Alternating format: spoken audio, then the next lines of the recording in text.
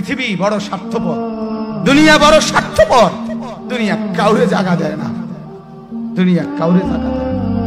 এত মজবুত পাইলিং করে যেই বিল্ডিং বানাইলাম, দুনিয়া তারে থাকতে দেয় না।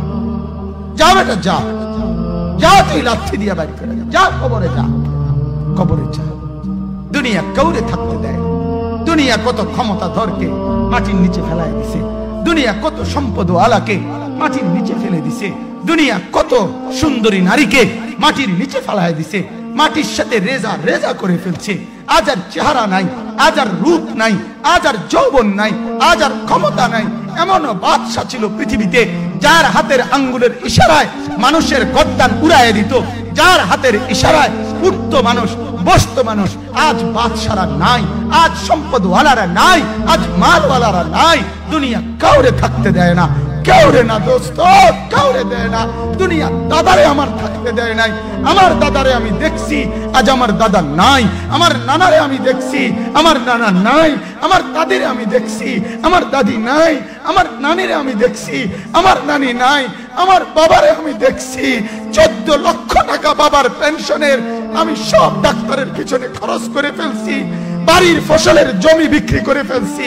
আমার বাপ যেন না মরে বারবার বারে হসপিটালে নিছি, কিন্তু দুনিয়া আমার বাপকে থাকতে দেয় নাই। আমার বাপ কবরে চলে গেছে, দুনিয়া কাউরে থাকতে দেয় না, কাউরে না, কাউরে না, কাউরে না, কাউরে না।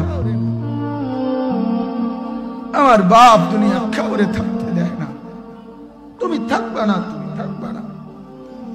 দুনিয়ার ধোকায় পড়ো না বাপ, দুনিয়ার ধোকায় পড়ো না। মাকে বুঝান, আজ মারা বেসামাল হয়ে গেছে, আজ বোনেরা বেসামাল হয়ে গেছে, বেপরদার উৎসব তুলে দিছে।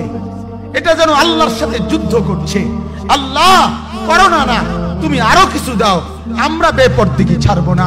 যুবক ছেলেগুলো যেন বলতেছে, আল্লাহ তুমি করোনা দেওয়ার চাই দাও, অশ্লীল ছবি দেখা, ফেসবুকে নর্তকী দেখা আমরা ছাড়বো না। দেখি তুমি কি করতে পারো, তুমি যা করার করো। দোকানদার ব্যবসায়ীরা হারামের লেনদেন করা বন্ধ করছে না, সুদখোর সুদ ছাড়ছে না, ঘুষখোর ঘুষ ছাড়ছে না, নাফরমান আর জিনাকার ব্যভিচারী এরা কেউ কিছু ছাড়ছে না। বেহায়ার বেপর্দা নারী তার অশ্লীলতার বেহায়াপনা ছাড়ছে না। মুসলমান তার ঘরে টেলিভিশনের নর্তকীর আওয়াজ তো বন্ধ করছে না। হায় করোনা কিভাবে যাবে, আযাব কিভাবে যাবে বলেন, বলেন, বলেন আপনারা।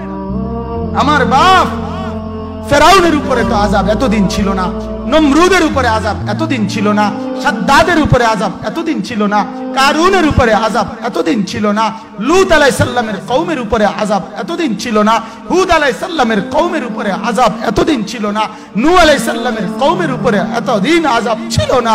আজ আমরা মালিককে এই পরিমাণ নারাজ করছি, মালিক এত বেশি নারাজ।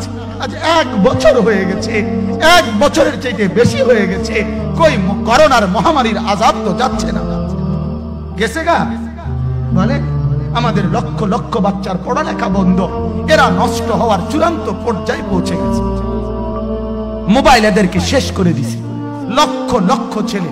গতকালকে এক মা আমার আত্মীয় ফোন দিয়া বলতেছে, সকাল 10টায় বাচ্চাটা ঘর থেকে মোবাইল লইয়া বাইর হইছে, রাতের 10টায় মা তারে ফোন দিয়া বলছে, বাপ ঘরে আসতি না, ভাত খাইতি না। বাচ্চা তারে বলতেছে, তোমার অসুবিধা কি, তোমার সমস্যা কি? মা এই কথা বইলা কাঁদা দিছে যে, শোনেন হুজুর কদ্দুর দোয়া করো। এক বাচ্চা, এক ছেলে, সে যদি তার মাকে কথা বলতে পারে, তার মানে গুনাহ তারে এত মজা দিয়া দিছে, ফেসবুক তারে এত মজা দিয়া দিছে, ইউটিউব তারে এত মজা দিয়া দিছে, নর্তকী তারে এত মজা দিয়া দিছে, গুনার দৃশ্য তারে এত মজা দিয়া দিছে, সে মাকে ধমক দিচ্ছে। রাত 10টা বাজলে কি হইছে, রাতের 3টা পর্যন্ত দেখলে তোমার সমস্যা কি? আমার আখিরাত আমি নষ্ট করলে তোমার অসুবিধা কি? আমার জাহান্নাম আমি ঠিক করে নিলে তোমার সমস্যা কি?